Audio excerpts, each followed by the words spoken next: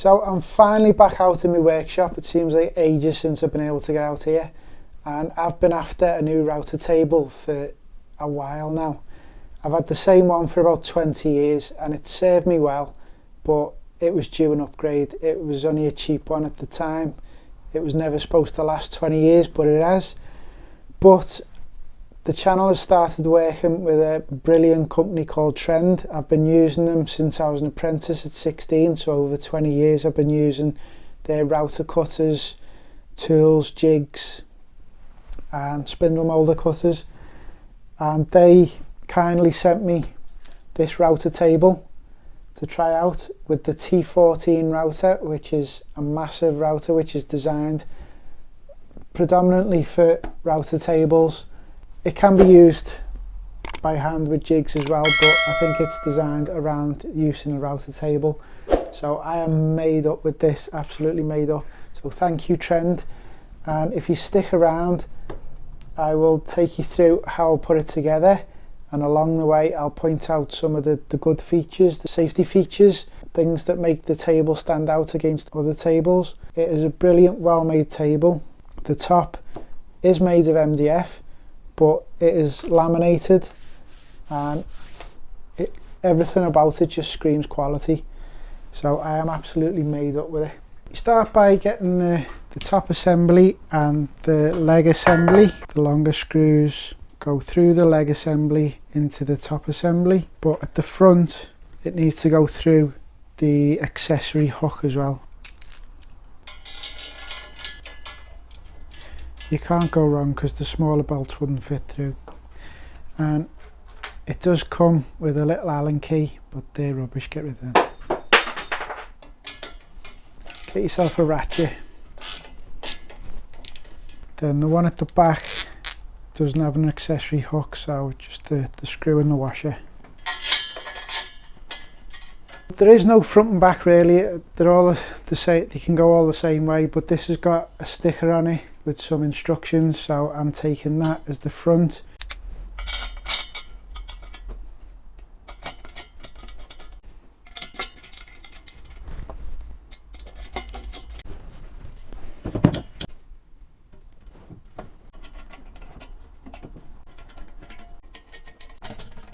So top face down, because it's easier to put the leg assembly on here and screw it down rather than putting it on there and trying to screw up and getting underneath. Again, just the smaller screws and the washers, and they go into them machine threads there.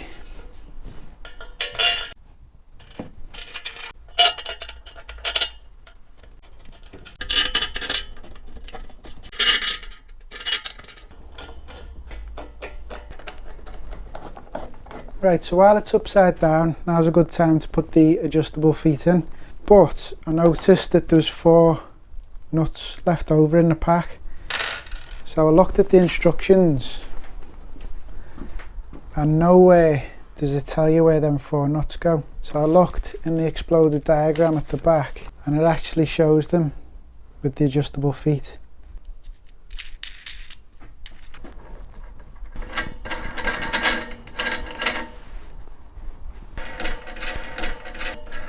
While it's still on the bench, there's these cable management hooks. There's 2 of them and the brackets for them. So you may as well screw these on to the underside of the top while it's upside down. So they go in there like that.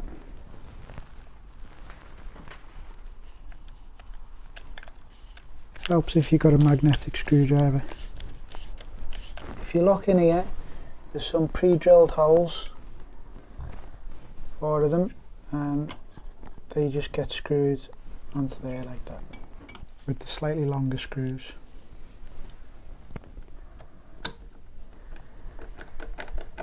So next job is the mounting plates for the switch. Again, there's pre-drilled holes, they just go in there, and another 4 screws. So the router table does come with its own MVR switch. So you can plug your router into there and then plug that into the socket and you've got your on and off. But with the T14 router, it's got its own MVR switch, so I don't need that, but it'll probably come in handy for something else. So this is the one that comes with it.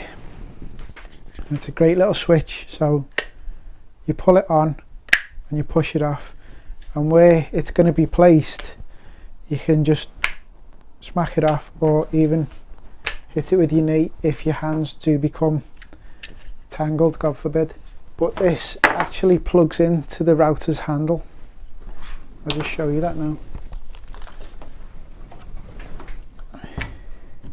If you look at the handle, it's got a little hole there with a little padlock. Push that into there, that opens that up, and the switch actually plugs straight into there. So it comes with these two long bolts. So there's two different sized holes or threads, so it only fit in the one.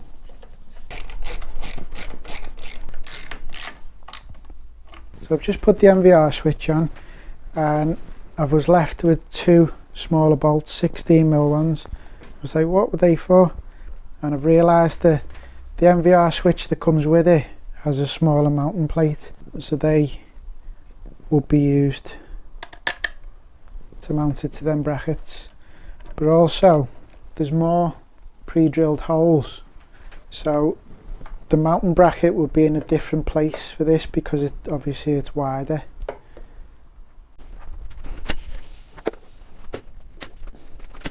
Now the base plate, you need to find these little grub screws, 6 of them. They are for leveling the base plate into the table.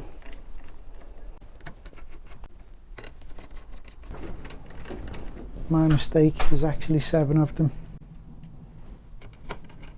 The router upside down, the trend one obviously fits with the base plate. Yours might be different, you might have to drill it, but there's 3 machined holes which line up with the holes on the base plate, and they simply get screwed on.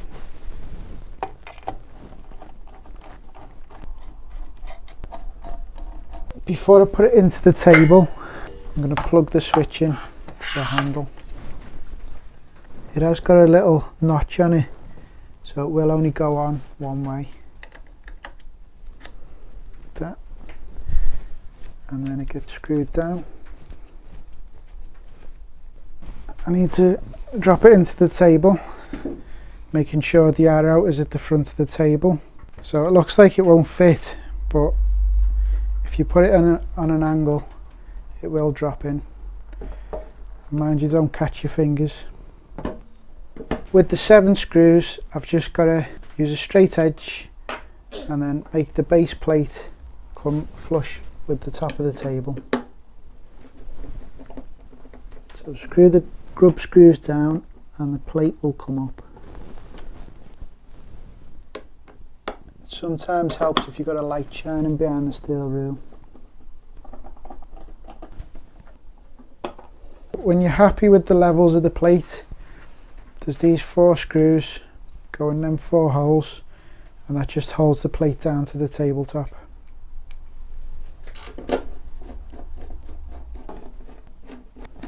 Great feature with this router table is it comes with a lot of different size insert rings. So you can have the full aperture for doing panel raising. Now they're big cutters, some router tables they won't even fit in. So there's a little notch out there that just fits in there and then clips down. But there's loads of different sizes, so you can end up with just a small hole or even smaller, which is a safety feature. The less space you've got round the router bit, the better. Nothing can fall in. If you have a small bit there, something could fall in, catch and throw out. With that, it minimises the risk of anything dropping in. Onto the fence now, which is probably one of the best features about this router table. So when you come to put the fence together, I made the mistake of not putting this piece on first. The instructions aren't very explicit, it just bundles everything together. But this has to go on first, because once the other pieces are on, this won't actually go on. So just slide that on there, and it should line up with the threaded screw holes and 2 little screws.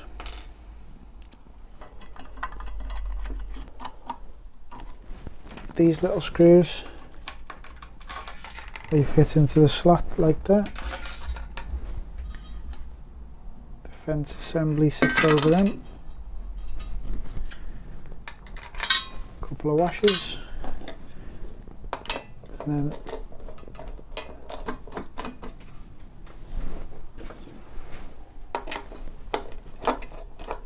this is a feature I haven't seen in any other router table that I've used. They're actually for planing the edge of board. You see these slots here?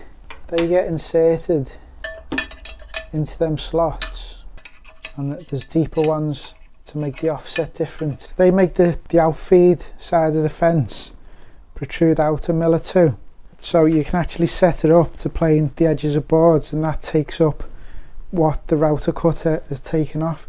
Great feature. I might do a separate video on them. They get stored in the top, out the way.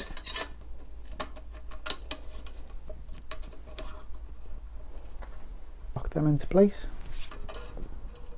So then the fence cheeks, the chamfered part goes to the centre where the cutter's going to be. These screw from the back.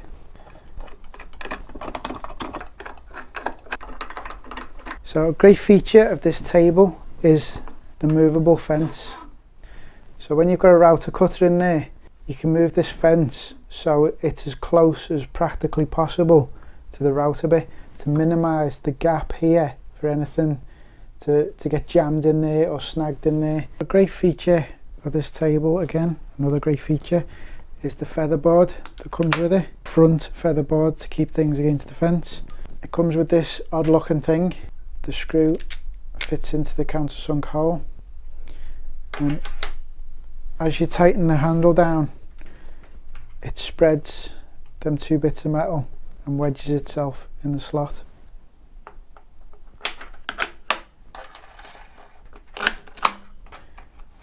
So that will adjust against the fence. Just put the washers on and then screw them down. The top featherboard also has a finger guard with it, which is a great accessory, I think. So first of all, put the plastic washer on, and then the small washer at the front.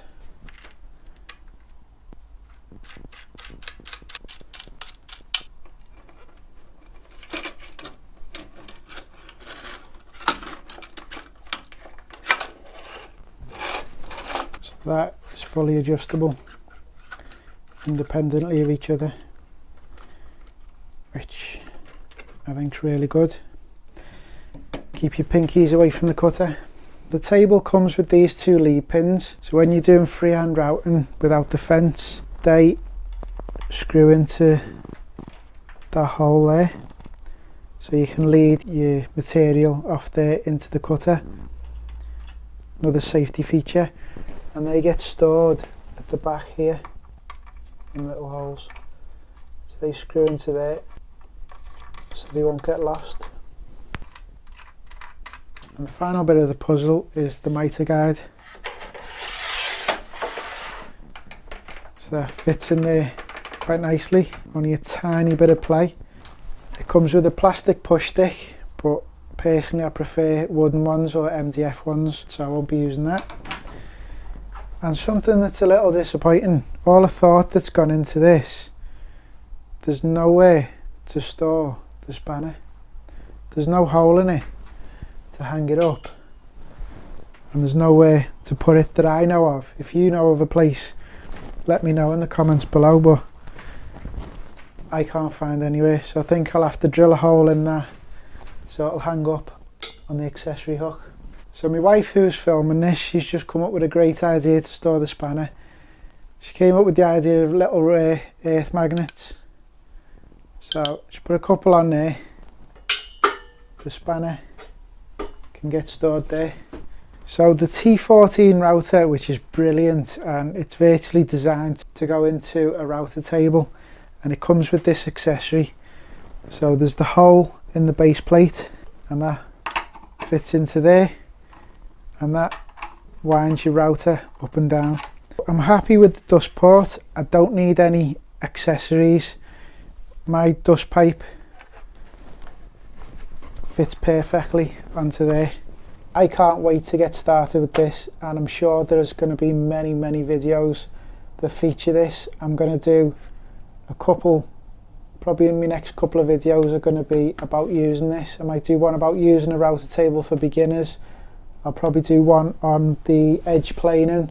So I'm absolutely made up with this. I hope you've enjoyed the video. If you have, please hit the like button, and if you haven't already, please subscribe to the channel, and I'll see you next time.